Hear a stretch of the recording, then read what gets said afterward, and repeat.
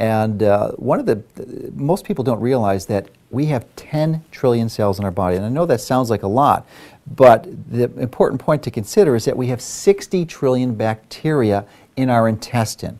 And really one of the keys to staying healthy is to make sure that you optimize the ratio of the good bacteria to the bad bacteria and yeast in your intestine. Because if you don't, you are really increasing your risk for developing many chronic degenerative diseases. So let's talk about some of the things that you can do. One of the ones is that you want to stay away from sugars and processed foods and foods that break down quickly to sugars, because what that will do, it will serve as fertilizer for the bad bacteria and the yeast. And once those get out of control, it becomes very difficult to reverse that.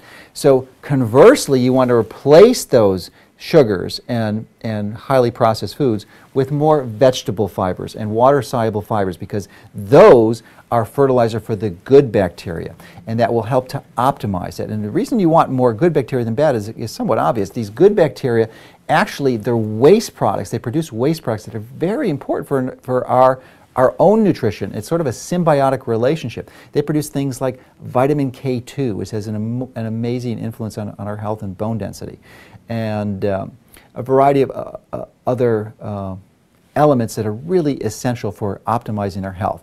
So that is key. So so adjusting your food, making sure your diet is optimized. One of the other things you can do is to make sure you have plenty intake of fermented foods. And fermented foods are common in many traditional cultures, things like kimchi and sauerkraut and natto.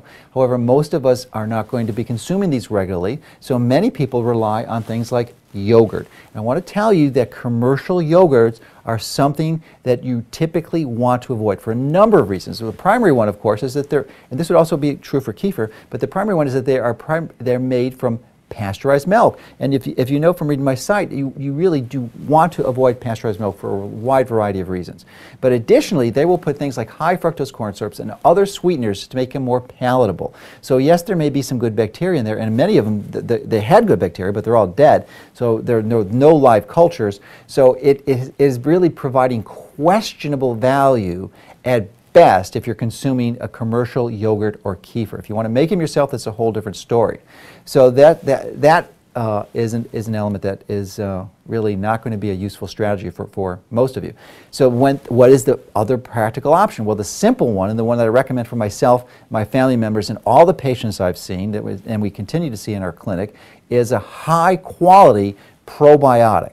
And what do I mean by high quality? Well, let me give you some characteristics of a company that produces a high quality probiotic so that you'll be able to make a wise selection when you're at the health food store or you're online choosing this. One of the key things are to make sure, and this is not only true for probiotics, but it's true for all your supplements. Make sure that your supplements do not have magnesium stearate or titanium dioxide.